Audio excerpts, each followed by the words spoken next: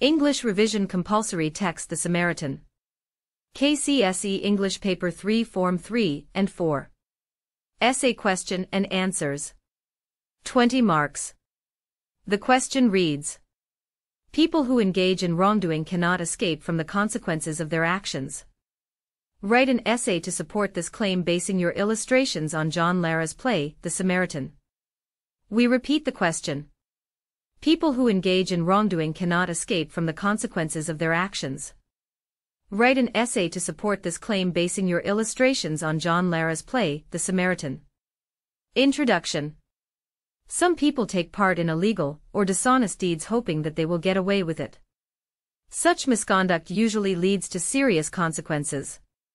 Characters like Bembe and Jaden among others engage in crime, but when their sins are exposed they face repercussions and try as they may, they do not escape the long arm of the law. Illustrations from the book. Inspector Bembe takes part in an array of criminal activities including corruption and violation of human rights among others, but eventually he pays for it. When he learns that he has been exposed on The Samaritan, he suggests that they should threaten some of the journalists, page 22.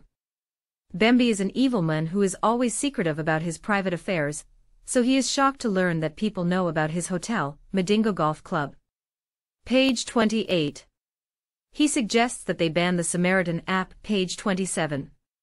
He is accused of corruption, violation of human rights, drug peddling and extortion, page 39. This exposé makes him drift into a coma since he has issues with his blood sugar, page 38. The Caribbean Watch newspaper claims that Bembe's hotel and home are built on Maracas University land, which is public land. A lobby group is moving to court to have the land restored to the university. When Bembe learns of this, he breathes heavily while trembling. He sunk all his life savings in putting up the hotel and the home, and he is retiring in a few months' time. Apart from that, Bembe is also a member of a shadowy gang, Ghettoboyz, that robs people. His hotel is called Motorists Highway Hotel since it was built with bribes collected from motorists. He has converted the municipal police force into a personal outfit for collecting bribes from the innocent and the guilty alike. Furthermore, he arrests Ms. Nicole on fabricated charges of stealing the school generator and disobeying authorities, page 95 to 100. He orders his 2 officers to arrest Nicole. They cuff her and drag her on the floor. She is, however, released and the case dismissed. Bembe tells Mossi that they are doomed. He prefers to die than to be a derelict or an inmate. He asks the Lord to have mercy on him. He suffers from a runny stomach. He cannot last a week in prison because he is diabetic. These are his last days, he says, page 99. When she's arrested, Nicole gets support from touts, hawkers, students, women and men of all walks of life, page 100. Later, he apologizes to Nicole. Claiming the arrest was a misunderstanding, he admits his mistake and begs for forgiveness, page 131 to 132. He is later arrested. Trying to escape the dragnet, he staggers and almost falls as he struggles to take cover, page 138. Clearly, no one can escape from the consequences of their actions. Justice Ian Jaden pays for his sins after abusing his office and engaging in a number of unethical acts. He is a corrupt judge who thought he could get away with his misdeeds, for he posits that you can fly into enemy territory and get away with it provided you do it below the radar. That what matters is not what you do, but how you do it. He thinks that since he is educated and strategic, he can beat the system and escape scot-free, page 29. Jaden is unethical since his relatives are involved in doing business with the municipal council, page 69. Jaden's company, Prime Orchard Farm, is involved in a fraud case dubbed the Grain Scandal, page 102. He is fraudulently awarded a contract for killing rats and other rodents ravaging rice and corn fields in the municipality, page 106. He gets the contract through single sourcing rather than competitive bidding. Jaden then rules that given the urgency to safeguard the grains, single sourcing was permissible in the public interest, page 107. He also rules in the favor of Prime Orchard Farm when the company is sued for being the source of destructive rodents in the municipality, page 108. Jaden takes bribes from litigants to determine cases in their favor and uses his office to amass a fortune for himself. When he is exposed, he suffers stomach ulcers and hallucinations when he starts seeing huge smelly sewer rats. He also helped some friends by making biased rulings in their favor as an interested party, and he was given shares in the company as a reward for this illegality. He is now in a dilemma since the mayor is suing the said company. He suffers a myriad of challenges including seeing rats and other rodents running all over the place, catching the smell of sewer rats, wanting to throw up, stomach aches, and having more severe ulcers, page 116. He organizes a meeting with other leaders hoping to escape the risk of prosecution. His suggestions about double jeopardy, or a temporal ban of the Samaritan App also hit a snag, page 123. His attempt to lure Ms. Nicole with the promise of a plum position as the Director General in the municipality is also futile, page 134. He is arrested by Taha, the anti-corruption boss. He tries to crouch under the boardroom table to avoid arrest, page 138. Indeed, no one can escape from the repercussions of their actions. Mayor Mossi involves himself in dishonest deeds, and inevitably faces the ramifications with actions. He is accused of many crimes including municipal capture, which is the worst form of corruption and abuse of office, in which his private interests determine the direction of public policy, page 39. When he learns that the Samaritan App could be used to expose the rot in the municipal procurement process, he declines to launch it claiming that the municipal leaders need time to reflect on the implications of the app, page 15. He even instructs Nicole to write to the officials.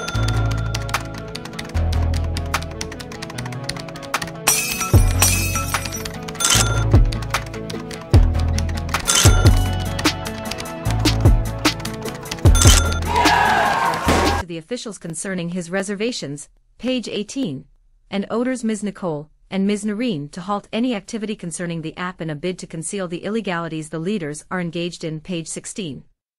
He convenes meetings with other leaders in an effort to escape the consequences of his actions, page 20. He also asks Harvester to buy all newspapers from all vendors using public funds, since they contain damaging information about the leaders, page 21 to 41. After a disagreement, Seymour and others want to move a vote of no confidence in Mossi. Mossi loses consciousness when he learns that he may end up in the uninhabitable Bonita Express prison, page 38. He also plans to use press conferences to fight the allegations against him, page 43. Mayor Mossi admits taking part in unethical deeds, page 60. However, he tries to downplay his role in the plunder of public resources when he says that unlike other leaders who gobble up the loaf meant for the people, he only takes a slice or two or three, page 68 to 69. He wants Nicole to prevail over the kids who made the Samaritan to eliminate some negative information about him on the app, page 60. The corrupt mayor even has the audacity to offer Nicole and the children a bribe claiming that everybody needs money, page 61.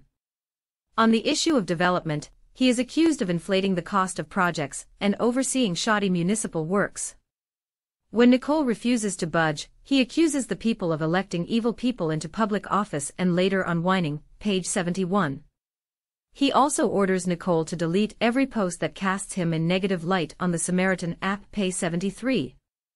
Mossi tries to lure Nicole with a plum job and promises of changes in the municipality, for example, that public resources will no longer be stolen, justice will be served, and not preserved for the rich, the police will stand with the innocent and not the crooks or lawbreakers, and lawmakers will promote public interests rather than feathering their own nests, page 133 to 134. Mayor Mossi pays for his immorality when he is arrested by Taha, the anti-corruption chief. He tries to hide behind Nicole, when Taha declares that he was there to escort them to the anti-corruption headquarters, page 138. Indeed, wrongdoers cannot escape the ramifications of their actions. Honorable Seymour also engages in a number of criminal activities, and ultimately faces the consequences of his actions. He is the municipal secretary in charge of planning and development, P20. He is accused alongside Honorable Ted of supplying air. Their companies bill the municipal council huge sums of money every month, but they do not render any services. This illegality is exposed on the Samaritan App, P24. Springing to his feet with clenched fists, Seymour declares that no one can write that kind of stuff about him. In a trembling voice, he says that those are fake documents and declares war against those behind the allegations, p25. He suggests that they think creatively about a way to stop the Samaritan App, page 27, or the need to rely on Justice Jaden should the matter escalate to court, page 29. He also suggests that they persuade Alveda and Montano to drop the matter, p30, or simply use public money from the municipal fund through reallocation of budget line items to fight the cases, page 32 to 33. This money, according to Ted, could be used to take care of investigators, lawyers, prosecutors and judges, page 33. Seymour makes it clear that the money will be used to fight off cases against them, but they can justify the relocation on the ostensible need to fix the problem of the terrible waste disposal system, which is a serious health hazard, page 33. This is illegal. Seymour was elected as a poor and jigger-infested hoodlum, but now he lives like a king in grandiose villas and drives swanky cars thanks to stealing public money, page 35. In the Department of Planning and Development, he is behind the protracted delays in the issue of building approvals, and one needs to part with dollars in order to get building plans. The rotten inspectorate unit under him approves improper buildings as long as you part with dollars, page 66. His law degree was printed downtown, page 66. He also leads the murderous Black Swan gang, which is responsible for shootings and violence and disappearance of people. Seymour takes part in the selling of narcotics, and this has ruined the lives of many people, page 67. As a result, his eldest son is always at the rehab, the other one is always inebriated at the casino, and the wife is a perpetual drunk, page 70. He faces the consequences of his actions when he is arrested by Taha, the head of the Anti-Corruption Bureau. He shuffles on his feet in confusion when the policeman introduces himself. He is handcuffed by uniformed police officers, bundled out and escorted to the anti-corruption headquarters, page 138. Clearly, unethical people cannot escape from the ramifications of their misdeeds. Ramday, the deputy mayor, is a leader that takes part in dishonest deeds but eventually pays for his imprudence. Despite being a leader, Ramday is a notorious swindler. He sells Bembe public land that belongs to Maracas University. That is how he has earned his livelihood for all these years. He has ruined the lives of countless people through his greed, page 42. Only his companies and those of his relatives win tenders for the road construction of bridges, drains and watercourses. They misappropriate the funds and do a shoddy job, page 63. Ramday also swindles people by printing 10 title deeds for the same plot and selling it to 10 different people, page 63. He is a corrupt and dishonest leader since he is bribed by Ivy in order to keep mum about the Rodent Gate affair. He is also made a shareholder of Prime Orchard Limited. Eventually, he faces the consequences of his actions when he is arrested by Taha, who is in charge of anti-corruption. Ramday shuffles around on his feet in confusion before two uniformed officers handcuff him and bundle him out of the room. Truly, one cannot escape from the consequences of their actions. Conclusion. In conclusion, it is clear that when one engages in unethical acts, for example corruption, gang involvement, nepotism etc., they cannot escape punishment. Ultimately, they pay for their sins.